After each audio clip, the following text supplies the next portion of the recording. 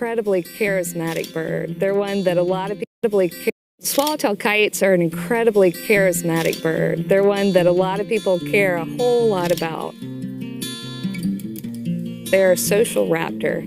They tend to nest in small neighborhoods or small groups. That's really a unique trait.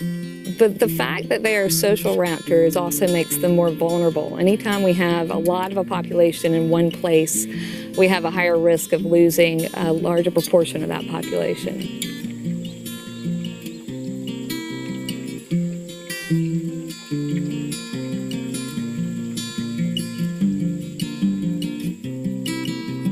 The swallowtail kite is an iconic bird for Waccamaw Refuge. So it was one of the focal species in the planning of the refuge. And so we've really thought a lot about the swallowtail kite and our planning for the future of the refuge as well.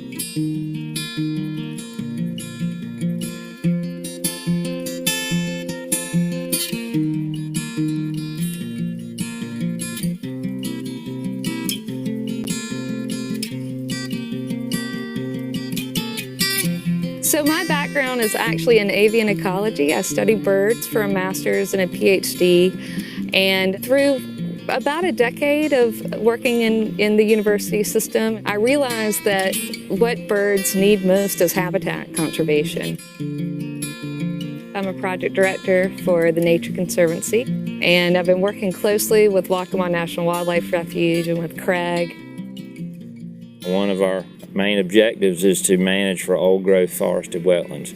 Those are really important because the crown canopies and the crowns of these trees are really important for kites for nesting, and then a lot of the just structure of that forest is important for kites. But one of the things that we're learning is that the models are telling us that the areas that we conserve for old-growth forested wetlands could be open brackish marsh in 50 years.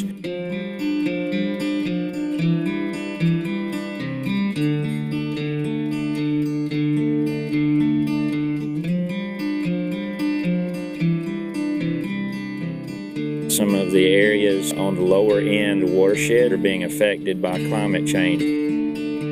And we know from some of our great partners' work is that when we have the convergence of certain conditions, when we see drought compounded by high tidal amplitude, and we add upon that sea level rise, we really see a lot of salt moving into the system. And so we've started to see some habitat transitions in places that kites use.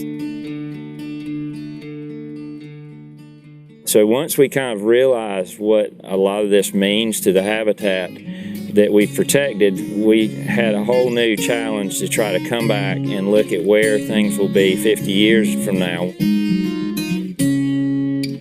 Probably the most important places for us to protect are places where we already know where kites are, but it's outside of that immediate path of habitat transition.